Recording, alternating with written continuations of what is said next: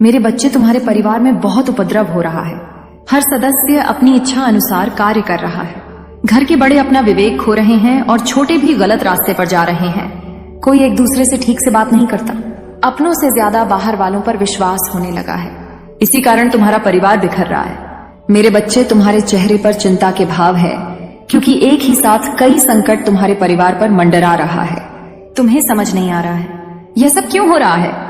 तुम्हें शंका हो रही है कि शायद तुम्हारे परिवार पर किसी ने जादू टोना कर दिया है। मेरे बच्चे, तुम माता काली के भक्त हो। तुम्हारे मन में यह विचार भी कैसे आया कि कोई तुम पर जादू टोना कर सकता है। मैं तुम्हें सामने ढाल बनकर खड़ी हूँ। जादू टोना तो बड़ी बात है, किसी की कुदृष्टि भी तब नहीं पड़ सकती। तुम्हारे घर में जो उत्पात बचा है उसके पीछे दो विशेष कारण हैं। पहला, तुम्हारा परिवार आर्थिक रूप से कमजोर है। पिछले कई वर्षों से तुम्हारे घर में कोई उन्नति नहीं हुई, कोई उत्सव नहीं हुआ। लगातार कई वर्षों से निराशाजनक माहौल बना हुआ है। इसी कारण सबका मन उदासी और क्रोध से भर गया है। दूसरा बड़ा कारण है, तुम्हारे घर की स्त्रियां वह अपनी तुलना सद दूसरों से कर रही हैं, दूसरों जैसा बनने की कोशिश कर रही है। यही कारण है कि तुम्हारे परिवार में शांति नहीं है, सुख नहीं है। तुम्हारे घर की स्त्री सदैव दूसरों पर विश्वास करके अपने परिवार में कला क्लेश करती है, दूसरों के चढ़ावे में आकर अपनों पर संदेह करती है।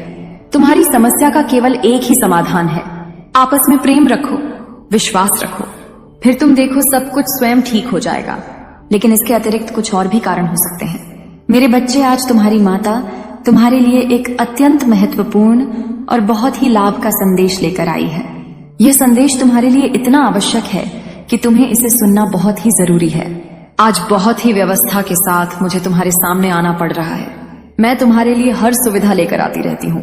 मैं तुम्हारे लिए जितने भी संदेश लेकर आती, वह तुम्हारे जीवन की समस्त गतिविधियों से जुड़ा हुआ संदेश होता है। यदि तुम इसे सुनने में चूक कर जाते हो तो तुम्हारा बहुत भारी नुकसान हो सकता है, क्योंकि इस संदेश में मैं तुम्हारे लिए बहुत कुछ लेकर आती रहती हूँ। कुछ ऐसी बातें हैं जो मैं तुम्हें बताना चाहती हूँ। यदि तुम इससे अनजान रह जाते हो तो तुम हर उस बात से संगीत हूँ कि इस संदेश को बहुत ही गंभीरता पूर्वक सुनना, मेरे साथ में लगातार अंत तक बने रहना, तभी तुम्हें इसका पूरा लाभ प्राप्त हो पाएगा।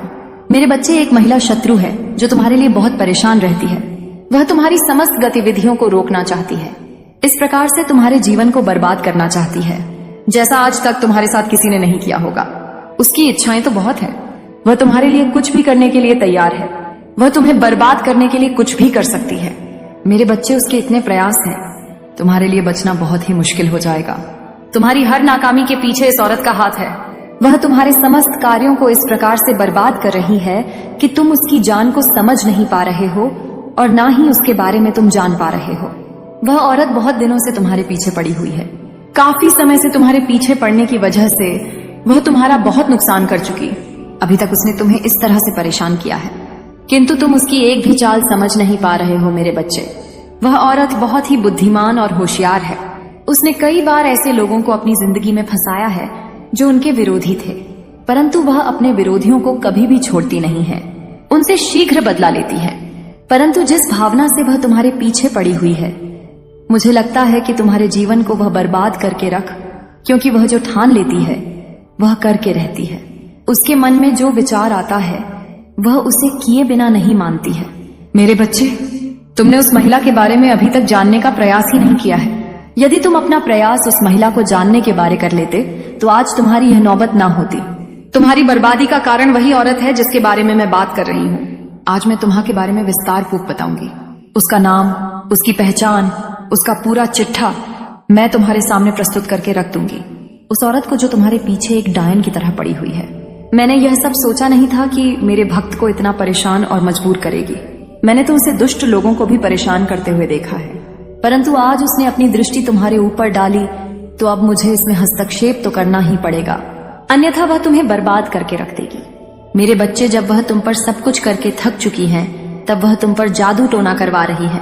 तुम्हारे ऊपर इस प्रकार का भयानक जादू टोना करवा रही है जिससे तुम्हारा सर्वत्र शरीर काम करने की योजना ना बना सके और तुम कुछ भी कर ना पाओ। तुम्हारा पूरा शरीर स्थिर हो जाए, तुम किसी भी तरीके की प्रतिक्रिया अपने शरीर के द्वारा व्यक्त ना कर पाओ, तुम चाहकर अपने अंदर उस ऊर्जा को उत्पन्न ना कर पाओ जो ऊर्जा तुम्हारी सफलता को प्रस्तुत करेगी। मेरे बच्चे, वह यही चाहती है कि यह किसी तरीके से आगे की ओर ना बढ़ पाए। इसलिए उसने जादू टोना करवाने का जो फैसला लिया है वह तुम्हारे लिए बहुत ही खतरनाक है। यदि इस पर तुम लापरवाही करते हो तो तुम स्वयं अपने आप को बर्बादी का आमंत्रण दोगे। यदि तुम इस पर विचार करके इस पर अपनी प्रतिक्रिया व्यक्त करते हुए सुरक्षा से कार्य करोगे तो वह कार्य तुम्हारे लिए लाभप्रद होने वाला है। मेरे बच्चे, परिस्थिति खराब होने पर लोग पीछे हट जाते हैं, परंतु तुम इतने मजबूत हो, साहसी हो कि परिस्थिति भी खराब होने पर भी तुमने अपने कदम पीछे की ओर एक बार भी नहीं हटाया है। मैं यही तो लगातार देख रही थी कि मेरा भक्त अभी तक अपने साहस को अपने अंदर बने हुए हैं, उस साहस को जिससे लड़कर अपने जीवन की सभी आवश्यकताओं को पूरा कर सके। परंतु यदि तुम साहस न जुटा पाते तो तुम कुछ भी करने के योग्य नहीं बच पाए, क्योंकि मैं आज तक यही देख रही हूं और तुम्हारी वीरता और साहस का मैं निरंतर बखान कर रही हूं। लेकिन मेरे बच्चे, तुम मजबूत होने के साथ साथ बुद्धिमान भी बनो। यदि तुम बुद्धिमान का परिचय नहीं दोगे तो तुम्हारा हर जगह नुकसान हो सकता है। तो अपनी बुद्धि का इस प्रकार से प्रयोग करो कि सभी को पीछे छोड़ दो। आज के समय पर जो भी अपनी बुद्धि और चतुराई का प्रयोग नहीं करता है वह सदैव हमेशा पीछे ही रहता है। मेरे बच्चे, उस महिला ने इतना प्रयास किया है तुम्हारे लिए जितना कि मैं तुम्हें बांट नहीं सकती हूँ, परंतु फिर भी उसने तुम्हें आज तक चोटिल नहीं किया है। उसकी सफलता के कारण उसके अंदर आज बहुत ज्यादा क्रोध जा गया है। वह इतना ज्यादा क्रोधित हो गई है कि अब उसे कुछ नहीं दिखाई दे रहा है। उसे दिखाई दे रहा है तो तुम्हारी बर्बादी दिखाई दे रही है। वह तुम्हारी बर्बादी का नजारा देखना चाहती है, क्योंकि उसे तुम्हारी खुशी देखी नहीं जाती है। मेरे बच्चे, जिस व्यक्ति से किसी की खुशी ना देखी जाए तो वह व्यक्ति बहुत ही खतरनाक होता है। मैंने उसकी गतिविधियों को देखा है, उसकी सभी औपचारिकता को समझा है। उसी के आधार पर मैं तुम्हें यह अभिव्यक्ति प्रस्तुत कर रही हूँ, क्योंकि जब कोई व्यक्ति बहुत ज्यादा क्रोधित होता है तब उसे कुछ भी करने का जुनून सवार हो जाता है। एक ऐसा जुनून सवार हो जाता है कि वह उसे पाते ही उस पर आक्रमण कर देता है, और जब वह आक्रमण करता है तो उसका आक्रमण बहुत ही घटक और आर होता है। मेरे बच्चे, मैंने ऐसे व्यक्तियों को कई बार देखा है। खूंखार तरीके से अपने शत्रुओं पर हावी होते हैं और उन्हें तहस नहस कर देते हैं। उसकी परिस्थिति इस प्रकार से अपने वश में नहीं रहती है कि वह अपनी परिस्थिति को अपने अनुसार चलाने में असमर्थ रहता है। बार बार उसकी ऐसी प्रक्रिया उसके सामने निकल कर आती है कि वह अपने आप को काबू में करवाता है। इस प्रकार से वह किसी क्रोध में बनता रहता है। मैंने उस खार दृश्य को देखा जो वह अपने हृदय में छुपा करके बैठी हुई है, इस प्रकार से सक्षम हो कि वह कोई भी जादू टोना कर दे। उसका जादू टोना किसी भी तरीके से दिखाए, वह पूर्ति में सफल हो जाए। इस प्रकार के तांत्रिक को ढूंढने में डटी हुई है। वह निरंतर इस प्रकार से प्रयास कर रही है जैसे कि कोई वस्तु खो जाती है, तब उस वस्तु को ढूंढने के लिए बड़ी विडंबना से वह व्यक्ति ढूंढता है। इसी तरह वह स्त्री कई महीनों से उस अच्छे तांत्रिक को ढूंढ रही थी, परंतु वह अच्छा तांत्रिक से मिल गया है।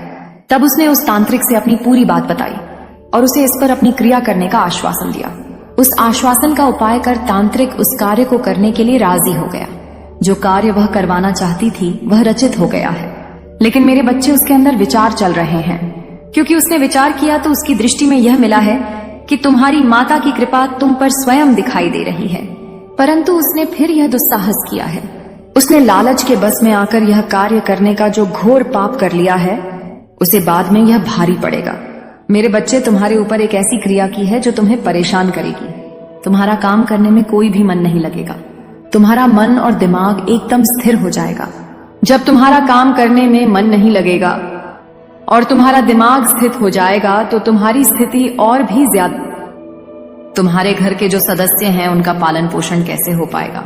मेरे बच्चे, मैं तो यही आग्रह कर रही हूं कि तुम और जो तुम्हारी बुद्धि ही क्षीण हो जाएगी तो तुम्हारा विवेक भी काम करना बंद कर देगा।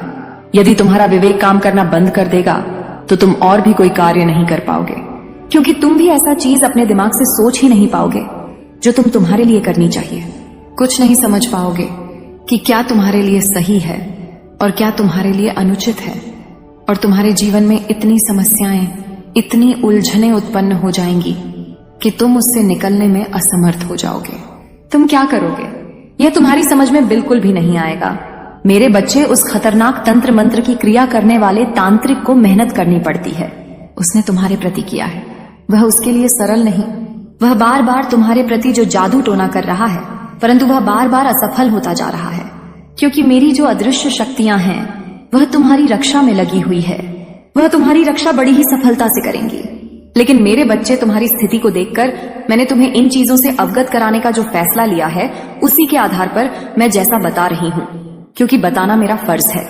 यदि मैं तुम्हें बता दूंगी तो तुम भी आगे से सावधान हो जाओगे और अपने आप को बचाने का प्रयास करोगे। मैं तो तुम्हें बचा उंगड़ कर सकती हूँ। मेरे बच्चे, मैं जो तुम्हारा मार्गदर्शन करती हूँ वह सत्यता को प्रमाणित करता है, किसी भी तरीके का झूठ नहीं रहता है। इसलिए तुम्हारी माता जब भी तुम्हें कुछ बताएगी तो तुम्हारे जीवन का मंथन करके उसमें से जो भी सत्यता का प्रमाण निकलेगा उसे ही तुम्हारे लिए प्रस्तुत करेगी। मेरे बच्चे, वह महिला जो उनका जादू टोना कर रही है, वह समझती है कि जब तुम पर जादू टोने का प्रभाव हो जाएगा तो तुम अपनी सभी शक्तियों को भूल जाओगे। डंजा, तुम अपनी शक्तियों को भूल जाओगे तो तुम कोई भी कार्य करने में असमर्थ हो जाओगे।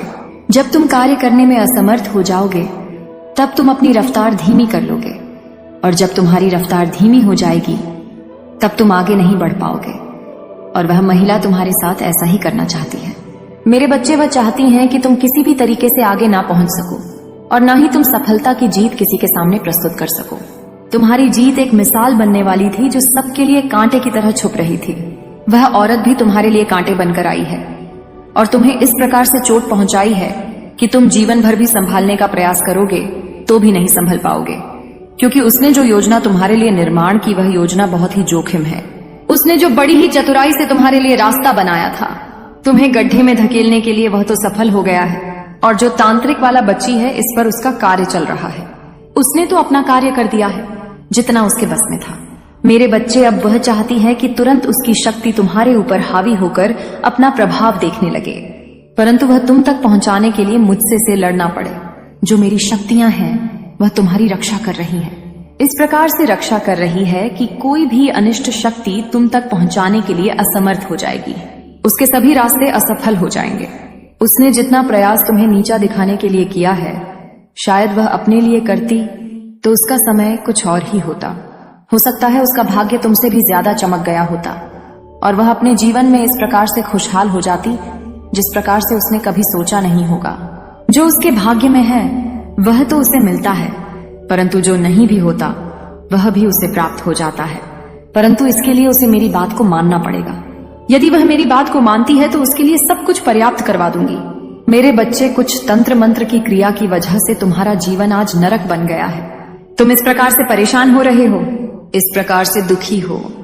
अपने जीवन से तुम्हें तो तुम्हारे दुख से निकालने वाला कोई नहीं है, क्योंकि आज जो तुम्हारी दशा है वह बहुत ही दयनीय है। तुम्हारी ऐसी दशा को देखकर मुझे बहुत दुख हो रहा है। तब जाकर मैं तुम्हारे पास यह संदेश लेकर आई हूँ।